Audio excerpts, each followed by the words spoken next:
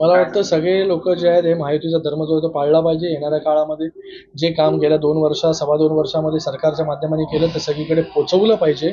आणि महायुतीचं सरकार पुन्हा कसं निवडून येईल याच्यासाठी प्रत्येक कार्यकर्त्यांनी झटलं पाहिजे, काम केलं पाहिजे, लोकांपर्यंत ही कामं पोचवली पाहिजे.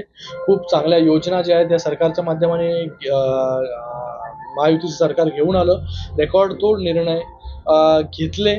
मुख्यमंत्री माझी लाडकी बहीण सारखी योजना असेल, लेक लाडकी योजना असेल, युवा कार्यप्रशिक्षण योजना असेल, शेतकऱ्यांसाठी योजना असेल, त्याचबरोबर मोठ्या प्रमाणामध्ये इन्फ्रास्ट्रक्चर आपण पाहताय की आज देखील देशाचे प्रधानमंत्री नरेंद्र मोदी साहेबांनी मेट्रो 3चं उद्घाटन केलं. त्याचबरोबर म्हणजे फ्रीवे जो चेंबूरपर्यंत होता तो चेंबूरचा फ्रीवे ठाण्यापर्यंत एक्सटेंड करण्याचं आज भूमिपूजन झालं.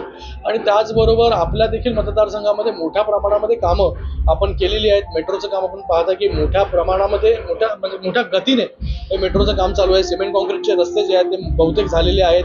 त्याचबरोबर आता आपण एक ॲक्सेस कंट्रोल रोड करतोय नवी मुंबई एअरपोर्ट पासून ते थेट बदलापूरपर्यंत. म्हणजे सर्व शहरांना हा पॅरलल ॲक्सेस कंट्रोल रोड असणार आहे की हा ॲक्सेस कंट्रोल रोडमुळे प्रत्येक शहरातील व्यक्ती हा ॲक्सेस कंट्रोल रोडपर्यंत फक्त 10 मिनिटात पोहोचवेल.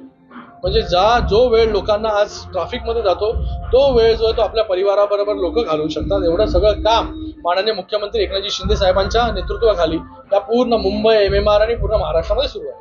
कळवा ऐरोली लिंक जो प्रोजेक्ट आहे आपला, तर मागच्या वेळेस जेव्हा दौरा केलेला तेव्हा बऱ्यापैकी काम त्याचं पूर्ण झालेलं, पण आता सामान्य नागरिकांमधून आणि विशेषतः कळवा ऐरोली एलिव्हेटेड हा एक महत्वाकांक्षी प्रकल्प आहे. दिघा रेल्वे स्टेशन त्याच्यामध्ये पूर्ण झालेला आहे.